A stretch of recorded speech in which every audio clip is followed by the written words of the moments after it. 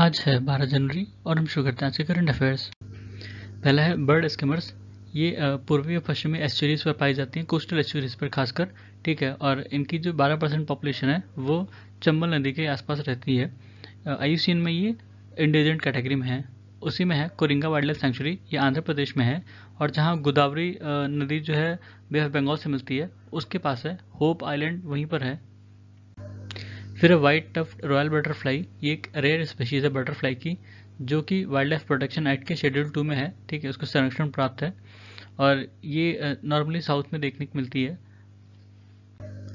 फिर है Kuno Palpur national park, ये श्योपुर डिस्ट्रिक्ट मध्य प्रदेश में है। पहले ये वाइल्ड लाइफ सेंचुरी था, 2018 में इसको नेशनल पार्क बनाया गया और इसमें कूनो नदी बहती है इसके बीच में से होके, इसलिए इसका नाम कूनो के नाम पर पड़ा।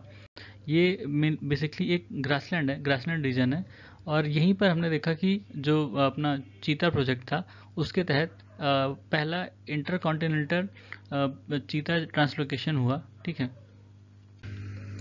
फिर नेशनल मिनरल एक्सप्लोरेशन ट्रस्ट, ये एक नॉन प्रॉफिट बॉडी है जिसको mines and mineral development and regulation amendment act 2015 के तहत बनाया गया था।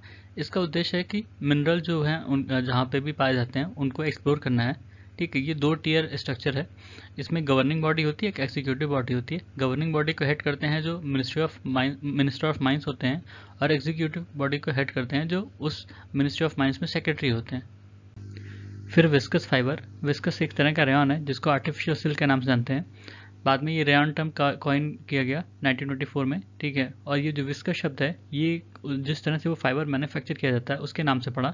विस्कस ऑर्गेनिक लिक्विड से ही रेयन और सेलोफाइन बनाया जाता है। ठीक है, और ये जो विस्कस है ये बैम्बू, बीच, पाइन, यूकेलिप्टिस, इन सब पेड़ों की जो पल्प होते हैं उनसे बनाया जाता है। ठीक है, ये ना ही एक मतलब प्योर नेचुरल होता है ना ही सिंथेटिक होता है, ये बीच में कहीं होता है। ठीक है, और केमिकली ये कॉटन की जैसा होता है, बहुत एब्जॉर्बेंट होता है और ये फाइबर जो है काफ़ी सस्ता होता है। फिर digital India land record modernisation programme, ये 2008 में आया था। दो जो उस समय स्कीम चल रही थी, कंप्यूटराइजेशन ऑफ लैंड रिकॉर्ड और strengthening of revenue administration and updating of land record, इनको मर्ज करके बनाया गया।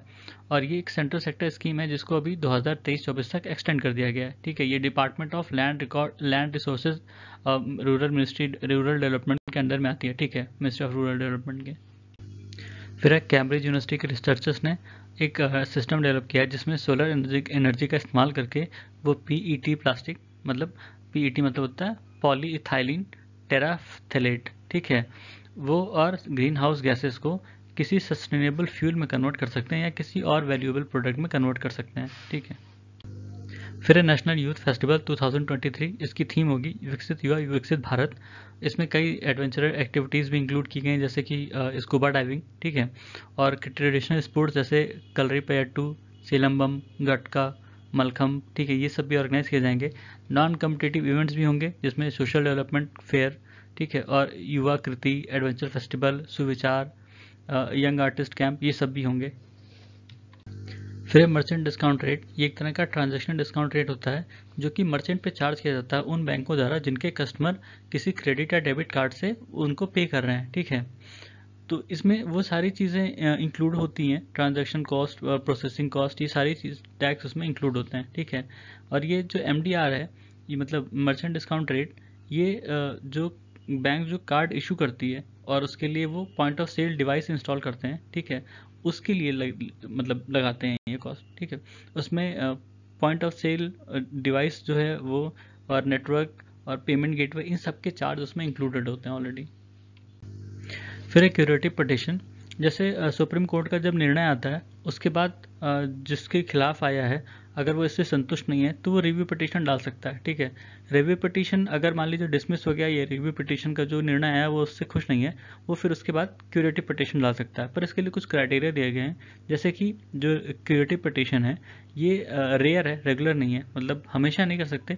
उसके लिए आपको बहुत सॉलिड रीज़न देना होगा, जैसे कि प्रिंसिपल ऑफ नेचुरल जस्टिस का वायलेशन हुआ है और इसके लिए सीनियर एडवोकेट की सर्टिफिकेशन की भी ज़रूरत पड़ेगी। ठीक है, फिर UK, इटली, जापान ने अपना 6th generation global combat air programme launch किया है, ये अनाउंस किया है इसका उद्देश्य है कि वो एक 6th जनरेशन कॉम्बैट जेट बनाएंगे 2035 तक। अभी वो जो 5th जनरेशन यूएस का जो 5th generation F-35 stealth fighter programme है उसके भी हिस्सा हैं, वो भी बना रहे हैं। उसके पैरेलल में ये भी शुरू करेंगे कि 2035 तक वो 6th जनरेशन एयर फाइटर बना लें। ठीक है, तो ये था आज के हमारे करंट अफेयर्स। सुनने के लिए धन्यवाद।